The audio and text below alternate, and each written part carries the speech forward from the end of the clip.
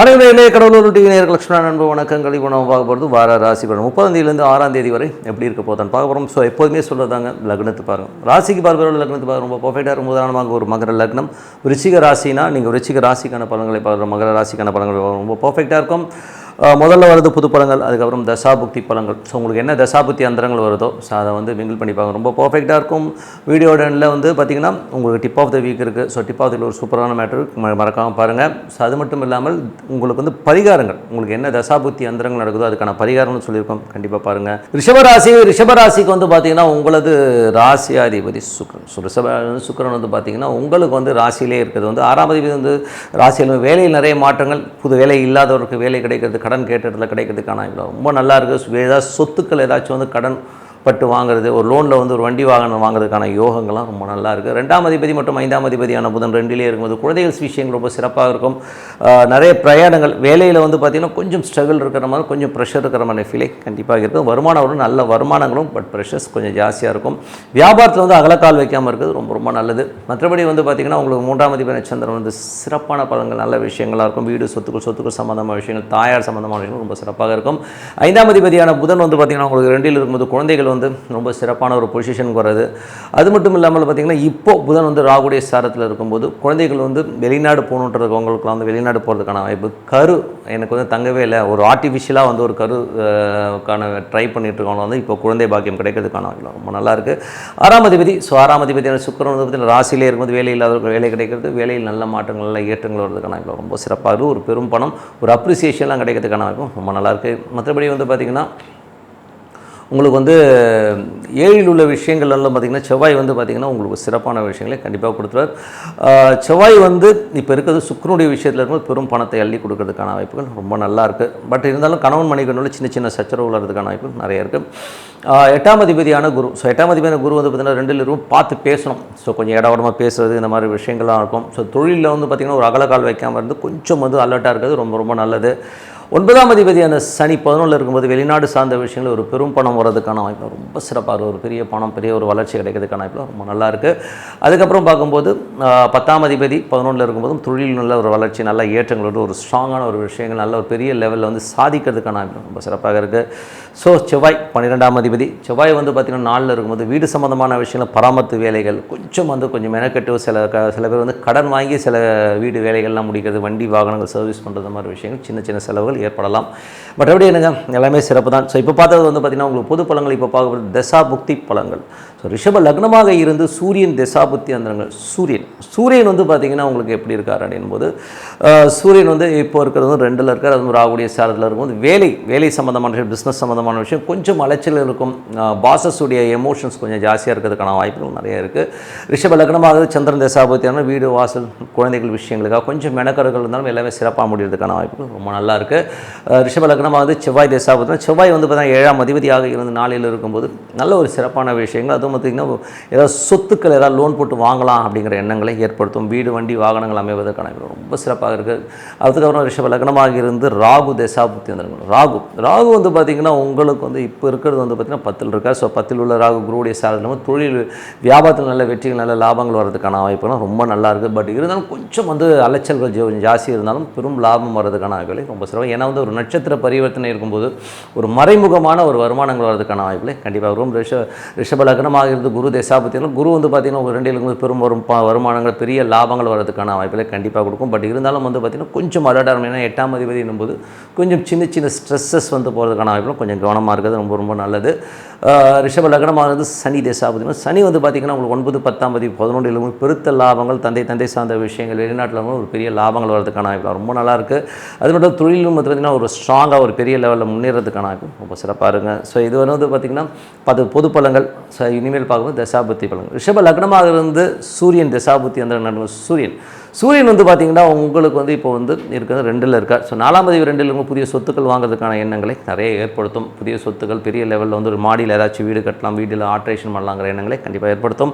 அதுக்கப்புறம் பார்க்கும்போது ரிஷப லக்னமாக இருந்து சந்திரன் தசாபுக்தி. சந்திரன் வந்து பார்த்தா வீடு சொத்துக்கள் குழந்தைகள் விஷயங்களும் நல்ல ஏற்றங்கள் வருவதற்கான வாரமாக கண்டிப்பாக இருக்குங்க. ரிஷப லக்னமாக வந்து செவ்வாய் தசாபதி, செவ்வாய் 7ஆம் அதிபதி வந்து நாளில் இருக்கும்போது குழந்தைகளுக்கான சுப நிகழ்ச்சிக்கு சம்பந்தமான விஷயங்கள் இருக்கும். ஸோ வீடு சொத்துக்கள் சம்பந்தமான விஷயம் நல்ல முன்னேற்றங்கள் வரதுக்கான வாய்ப்புகள்லாம் இருக்குது. ஸோ ஒரு லோன் போட்டு ஒரு வண்டி வாகனங்கள் வாங்குறது, வீடு வாங்கலாங்கிற எண்ணங்களை நிறைய தூண்டும். ஸோ எல்லாமே நடக்கும். ரிஷப லக்னமாக வந்து ராகு தசாபதி, ராகு வந்து பார்த்திங்கன்னா உங்களுக்கு 10லேருந்து அது குருவுடைய சார்ந்த மாதிரி ஒரு நட்சத்திர பரிவர்த்தனையில் தொழில் நல்ல ஏற்றங்கள் நல்ல லாபங்கள் வரதுக்கான வாய்ப்பு ரொம்ப சிறப்பாகவும் புது தொழில் ஆரம்பிக்கலாம் அப்படிங்கிற எண்ணங்களையும் நிறைய கொடுக்குவேன். ஸோ ரிஷப லக்னமாக இருந்து குரு தசாபதினும் குருவும் வந்து பார்த்திங்கன்னா உங்களுக்கு ராகுடைய சார்ந்த தொழில் வாய்ப்புகள் நிறைய வரும். ஸோ இருந்தாலும் கொஞ்சம் கவனம் பண்ணி, ஏன்னா 8ஆம் அதிபதி என்னும்போது கொஞ்சம் கேர்ஃபுல்லாக ஹேண்டில் பண்ணுறது ரொம்ப ரொம்ப நல்லது. அகலக்கால் வைக்காமல் இருக்கிறது ரொம்ப ரொம்ப நல்லதுங்க. ஏன்னா ஒரு பேராசையை தூண்டி விட்டு மாட்டிக்கிறதுக்கான வாய்ப்பு ரொம்ப கவனமாக இருக்கணும். ரிஷப லக்னமாக இருந்து சனி தசாபுத்தி வந்துருங்க. ஸோ சனி வந்து பார்த்திங்கன்னா உங்களுக்கு வந்து 11 இருக்கும்போது பெரிய வெற்றிகள், வெளிநாடு சார்ந்த விஷயங்கள், தொழில் சம்பந்தமான விஷயம் ஒரு பெரிய வெற்றிகள் கிடைக்கிறதுக்கான ரொம்ப சிறப்பாக இருக்குது. ரிஷப லக்னமாக இருந்து புதன் தசாபுத்தி வந்துருங்க. புதன் வந்து பார்த்திங்கன்னா உங்களுக்கு 2, 5ஆம் அதிபதியான புதன் வந்து பார்த்திங்கன்னா உங்களுக்கு வந்து இப்போ இருக்கிறது வந்து பார்த்திங்கன்னா அது ராகுடைய சாரத்தில் இருக்கும்போது தொழில் ரீதியான விஷயம் நல்ல ஒரு பெரிய லெவலில் முன்னேறதுக்கான வாய்ப்பு, மாடர்ன் டெக்னாலஜியில் வந்து ஒரு பெருசாக வந்து சாதிக்கிறதுக்கான வாய்ப்பு ரொம்ப நல்லா இருங்க. ஸோ அது வந்து ரொம்ப சிறப்பான விஷயங்கள். மற்றபடி வந்து குழந்தைகளோட வளர்ச்சி ரொம்ப நாளும் குழந்தைகள் வெளிநாடு சென்று படிக்கிறதுக்கான வாய்ப்புலாம் ரொம்ப நல்லா இருக்குங்க. ஸோ எல்லாமே ரொம்ப சிறப்பான விஷயங்கள். அதுக்கப்புறமா ரிஷப லக்னமாக வந்து கேது தசாபதி, கேது 5ல் இருக்கும். வந்து குழந்தைகள் நிறைய கேள்வி கேட்குறது, குழந்தைகளுடைய பேச்சுக்கெல்லாம் கொஞ்சம் சின்னதாக ஊண்டாகிறதுக்கான வாய்ப்புகள் நிறைய இருக்குது. கொஞ்சம் பார்த்து பண்ணிக்கணும்.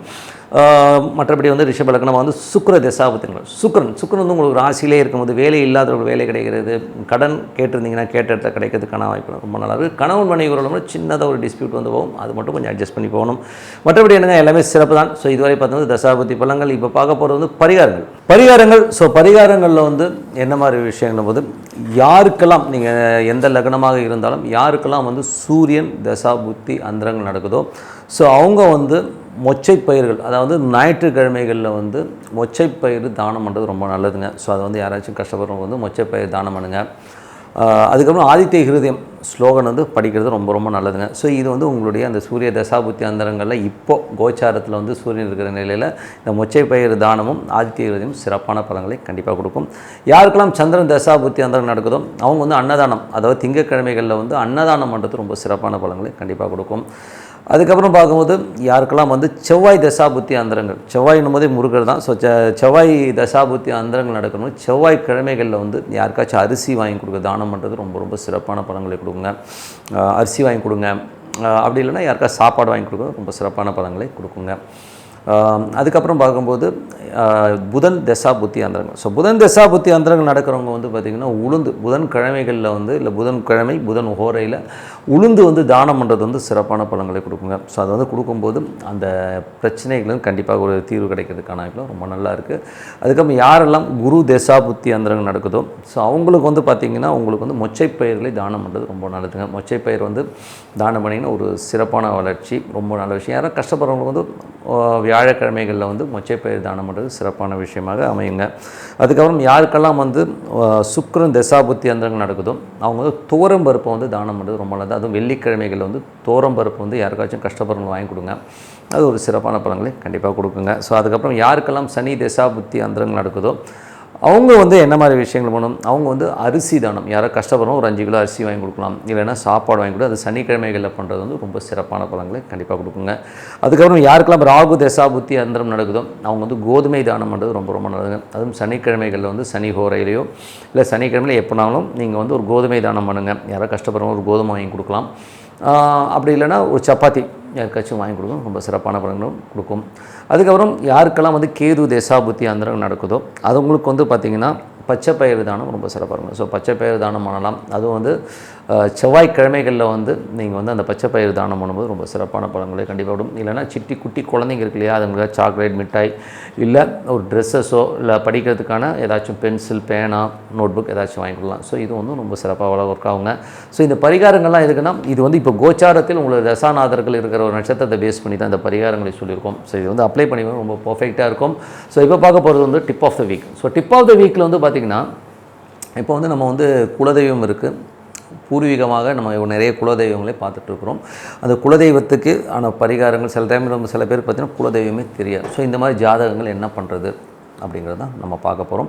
ஸோ குலதெய்வங்கிறதாலே வந்து 5ஆம் அதிபதி குறிக்கும். ஸோ குலதெய்வம்ன்றது வந்து 5ஆம் அதிபதியை குறிக்கும் போது அந்த 5ஆம் அதிபதி ராகுவோடையோ கேதுவோடையோ சம்மந்தப்பட்டு போனால் கண்டிப்பாக குலதெய்வத்தினால் கொஞ்சம் சின்ன பிரச்சனைகளும் இல்லை போகிறதுக்கான வாய்ப்பு கிடைக்காம அப்படியே தள்ளி போகும். சில பேர் வந்து ஊரை விட்டே வந்துடும், அவனுக்கு குலதெய்வமே தெரியாது. ஸோ அந்த மாதிரி விஷயங்களும் நிறைய பேருக்கு நடக்கும். ஸோ அந்த மாதிரி விஷயங்கள் நடக்கிறவங்க என்ன பண்ணலாம், பூர்வீகம் சம்மந்தமான விஷயங்கள் இருக்க கோயில் வழிபாடு தடைபடுறதும் இதனால் நடக்கும். சில பேருக்கு வந்து பார்த்திங்கன்னா 5ஆம் இடமே திதி சூனியமாகி அது வந்து 5ஆம் அதிபதி வந்து எங்கேயாச்சும் 6, 8, 12 மறைஞ்சு அது வந்து ஒரு திதி சூனியமாகவோ போயிடுச்சுனாலும் அந்த மாதிரி விஷயங்களை கண்டிப்பாக ஏற்படுத்துங்க. அதனால் வந்து அந்த மாதிரி இருக்கிறவங்க என்ன பண்ணலாங்கிறது தான் இப்போ இந்த டிப் ஆஃப் த வீக்கில்.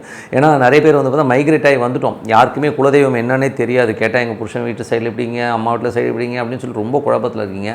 ஸோ எனக்கு குலதெய்வம் தெரியாது அப்படின்றவங்களுக்கு என்ன பண்ணலாம் அப்படின்னும்போது, என்னை பொறுத்தவரை வந்து உங்கள் ஜாதகத்தில் வந்து அந்த சனிங்கிற ஒரு பிளானட் வந்து உங்கள் குலதெய்வத்தை பர்ஃபெக்டாக காட்டுங்க. ஸோ அது வந்து ரொம்ப பர்ஃபெக்டாக காட்டும். அதை வச்சு நம்ம வந்து ஈஸியாக வந்து ஐடென்டிஃபை பண்ண முடியும். உங்கள் குலதெய்வம் இப்படி தான் இருக்கும், இந்த மாதிரி ஒரு உருவத்தில் தான் இருக்குங்கிறத ஈஸியாக வந்து ஐடென்டிஃபை பண்ண முடியும். இல்லைங்க அதெல்லாம் என்னால் ஜாதகமே இல்லைங்க, எனக்கு ஏதோ சும்மா ஜஸ்ட்டு ஏதோ எனக்கு ராசி மட்டும்தான் ஏதோ சொன்னாங்க, அதை வச்சு தான் பண்ணிகிட்ருக்கீங்கன்னா நீங்கள் வந்து ஹரிஹரசுதன் ஐயப்பன் வழிபாடு பண்ணுறது ரொம்ப சூப்பராக இருங்க. ஸோ அதுதான் வந்து ஹெட் குவார்ட்டர் ஆஃப் ஆல் குலதெய்வம்ஸ்னு சொல்லலாம். ஸோ அந்த மாதிரி வந்து ரொம்ப சிறப்பாக ஒர்க் ஆகும். ஸோ அது அங்கே போயிடுங்க. ஸோ நீங்கள் பிறந்த கிழமை அன்னைக்கு எந்த கிழமை பிறந்தீங்களோ அப்போது வந்து நீங்கள் வந்து அந்த ஐயப்பன் வழிபாடு பண்ணிங்கனாலே ரொம்ப சூப்பராகவும் ரொம்ப பர்ஃபெக்டாகவும் ஒர்க் ஆகுங்க. ஸோ அது வந்து ரொம்ப உங்களுக்கு வந்து ஒரு ரிலாக்ஸேஷனும் அடுத்த கட்டத்தில் வந்து மூவ் ஆகிறது வந்து நல்லா தெரியும். ஸோ வந்து மனதார வந்து பிரார்த்தனை பண்ணுங்கள், அது வந்து ரொம்ப சிறப்பான பலன்களை கொடுக்கும். இது வந்து பார்த்திங்கன்னா மேஜராக வந்து இந்த ராகு கேது பிடியில் ஒரு கிரகங்கள் மாட்டும் போது தான் இந்த மாதிரி ப்ராப்ளங்கள்லாம் வரும். குலதெய்வத்திலும் சரி பூர்வீகத்திலும் சரி இருக்கிற இன்னல்களுக்கு இது பண்ணலாம். சப்போஸ் சில பேருக்கு வந்து இந்த ராகுங்கிறது வந்து பார்த்திங்கன்னா ஏடாகூடமாக வந்து ஒரு பர்டிகுலர் ஒரு பாயிண்ட் வந்து மாட்டோம். ஸோ என்னென்னா ராகுவால் எனக்கு ஒரு தோஷம் இருக்குது அப்படிங்கிறவங்க வந்து ஒன்றும் பெரிய விஷயம் இல்லை, சர்ப கோயில்களுக்கு போனீங்கன்னா அந்த நாகர தோஷங்கள் நீங்கிறதுக்கான வாய்ப்பு ரொம்ப நல்லா பக்கத்துலேயே இருக்கும். நிறைய சர்பங்கள் வச்சு வந்து சர்ப கோயில் போது திருவேற்காடு வந்து உங்களுக்கு எங்கள் சென்னையில் ஒரு சர்ப கோயிலாக இருக்குது. ஸோ அந்த மாதிரி நிறைய சர்ப கோயில்களுக்கு போகலாம். இல்லைங்க நான் இருக்கிறதே வெளிநாடு, ஸோ நான் என்ன பண்ணுறது அப்படின்னும்போது தானங்கள் தான். ஸோ என்றைக்குமே சர்ப கோயில்களுக்கு தானம்னும் போதே வயதானவர்களுக்கு ஏதாச்சும் துணி எடுத்து கொடுக்குறது ரொம்ப சூப்பர் தானங்க. ஸோ அந்த துணிங்கிற ஒரு விஷயம் வந்து சர்பத்திற்கு வந்து ரொம்ப சிறப்பாக ஒர்க் ஆகும். அந்த மாதிரி பண்ணும்போது உங்களுக்கு வந்து அதேமாதிரி வந்து பார்த்திங்கன்னா யாருக்கெல்லாம் வந்து இந்த சர்ஜரி பண்ணுறதுக்கு ஹெல்ப் பண்ணுறது, ஹாஸ்பிட்டலைசேஷனில் இருக்கவங்களுக்குலாம் வந்து கொஞ்சம் ஹெல்ப் பண்ணுறதுலாம் வந்து இந்த சர்ப கோயிலுக்கு போக முடியாதவர்கள் அந்த மாதிரி ஹெல்ப் பண்ணுங்கள். ஸோ இதெல்லாமே சூப்பராக ஒர்க் ஆகும். குலதெய்வம் தெரியாதவர்கள் ஹரிஹரசுதன் ஐயப்பனை வழிபாடு பண்ணலாம். யாருக்கெல்லாம் 5ஆம் அதிபதி வந்து திதி சூனியமாகவோ ராகு கேது பிடியில் இருக்கவங்க வந்து கண்டிப்பாக ஐயப்பனை வழிபாடு பண்ணிங்கன்னா உங்களுக்கு ஒரு நல்ல ரிலீஃப், அதுவும் பிறந்த கிழமைகளில் பண்ணும் ரொம்ப சூப்பராக இருக்கும்னு சொல்லிட்டு உங்களிடம் விடைபெறுவது உங்கள் லட்சுமி நாராயணன். நன்றி, வணக்கம். கடவுள் அருள் டிவியை பார்த்தமைக்கு நன்றிகள். மேலும் இது போன்ற தகவல்களை தெரிந்து கொள்ள கடவுள் அருள் டிவியை சப்ஸ்கிரைப் செய்யுங்கள். மறக்காமல் பெல் ஐக்கானை கிளிக் செய்யுங்கள்.